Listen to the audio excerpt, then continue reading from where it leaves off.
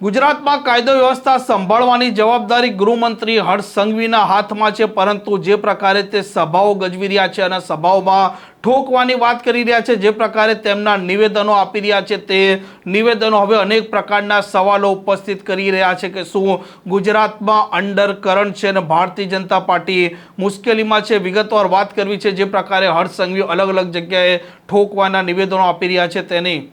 વૈષ્ણવજન તો તેને કહીએ જે પીડ પરાઈ જાનાને રે।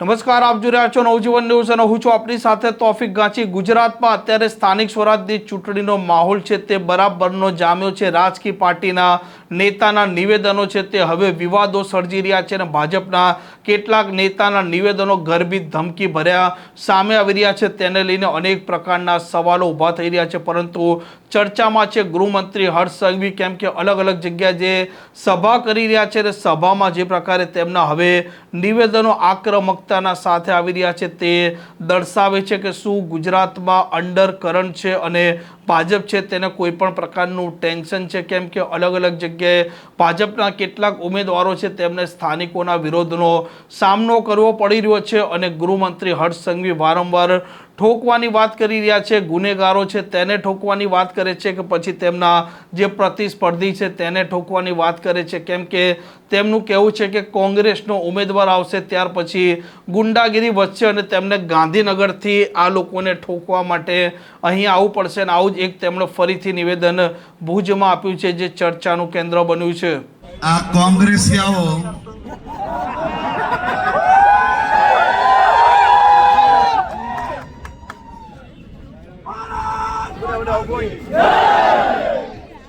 કોંગ્રેસિયાઓ આપ્યા પાપ્યા ને તાપ્યા આ બધા ભેગા થઈને બીજા કોઈ બી રાજ્યની ચૂંટણી આવે એટલે ગુજરાતને ગાલો આપવાનું જાણે કે એમની ફેશન પડી ગઈ છે। પણ ગુજરાતના નાગરિકો બી આપણા હિસાબ તો બરાબર કરી જ લે ભાઈ। આખા ગુજરાતમાં 720 થી વધારે બેઠકો પર આ પંજો ઝાડુ બીજા આજુ બાજુ ઉપર નીચે આ બધી ટોલકીઓને ગુજરાતના ખૂણે ખૂણે નાગરિકોએ ગલીઓમાં ગામડાઓમાં શહેરમાં ઘૂસતા બંધ કર્યા તો 720 થી વધારે હોશિયાર ઉમેદવારો એ વિસ્તારમાંથી કોંગ્રેસને અને આપિયાઓને બે હાથ જોડીને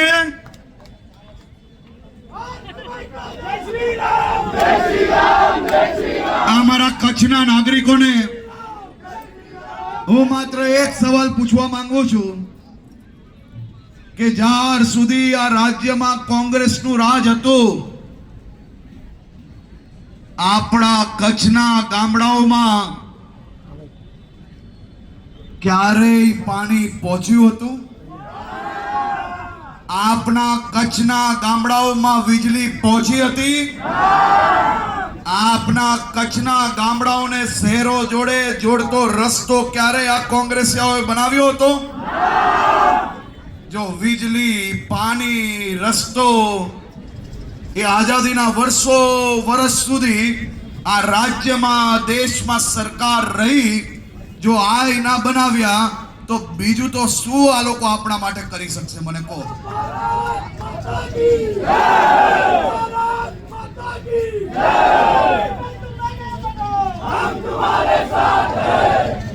આ કચ્છમાં ભારત પાકિસ્તાનની સીમાઓના ગામડાઓથી લઈને મુન્દ્રા હોય, ભુજ હોય કે ગાંધીધામ હોય, અહીંયા બેઠેલા અને હજારોની સંખ્યામાં ચારે દિશામાં જે મારા યુવાન સાથીઓ અહીંયા જોડાયા છે, તમારા સૌના હિતમાં રાજ્ય સરકારે જે જગ્યાઓ રક્ષિત રાખી હતી એ જગ્યાઓ પર મોટા મોટા મહેલો, ધાર્મિક સ્થાનો કોઈક જગ્યા પર મજારો, તો કોઈક જગ્યા પર મસ્જિદો, તો કોઈક જગ્યા પર કોઈ વેપાર, તો કોઈક જગ્યા પર મોટા મોટા મહેલો બનાવી લીધા હતા. આ બધા ઉપર ભૂપેન્દ્રભાઈ પટેલનો બુલડોઝર ફેરવીને તમારા સૌની જે હિતની રક્ષિત રાખેલી જગ્યા હતી એ આવનારા દિવસોમાં તમને અલગ અલગ યોજના થકી તમારા ઉપયોગમાં આવનારા દિવસોમાં જગ્યાઓ આવશે.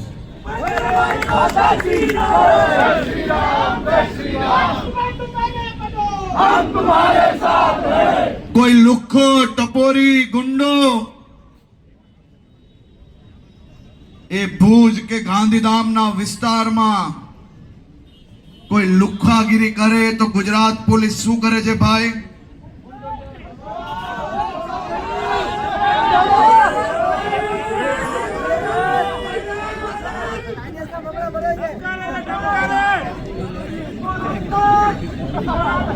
કરવું પડે કે નહીં ભાઈ?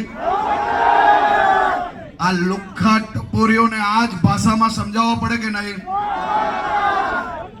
આ વર્ષે નવરાત્રી કેટલા વાગ્યા સુધી રમી? જો ભૂલ ચૂકમાં એક વોર્ડમાં કે જિલ્લા પંચાયતમાં આ ભૂલથી બી એક કોંગ્રેસીઓ જીતી ગયો ને, તો એ વોર્ડમાં આખી રાત નવરાત્રી રમાડવાની મુશ્કેલ પડશે. કારણ કે એ ત્યાં આવીને મદદ કરવાની બદલે વાંધા ઊભા કરવા સિવાય કોઈ કામ નહીં કરે. એટલે ક્યાંય બી એકાદ મત બી આપણે ચૂકવાનો નથી. જો ભૂલ ચૂકમાં કોંગ્રેસીઓ આવ્યા અહીંયા, એ તમારા તહેવાર બગાડવા આવશે, રોકવા આવશે ને મારે છેક ગાંધીનગરથી અહીંયા એને ઠોકવા આવવું પડશે. આમ ગૃહમંત્રી હર્ષ સંઘવીના જે પ્રકારે આ ચૂંટણી પ્રચાર દરમિયાનના નિવેદનો છે, આ નિવેદનો ક્યાંક ને ક્યાંક તે તરફ ઇશારો કરી રહ્યા છે કે શું ભારતીય જનતા પાર્ટી છે તે અત્યારે ચિંતામાં છે. ગુજરાતમાં આ સ્થાનિક સ્વરાજની ચૂંટણીમાં કોઈ અંડરકરન્ટ છે તે સવાલો હવે મનમાં ઉપસ્થિત લોકોના થઈ રહ્યા છે. આ પ્રકારના સમાચાર માટે નવજીવન ન્યૂઝ ચેનલ સાથે જોડાયેલા રહો. નમસ્કાર.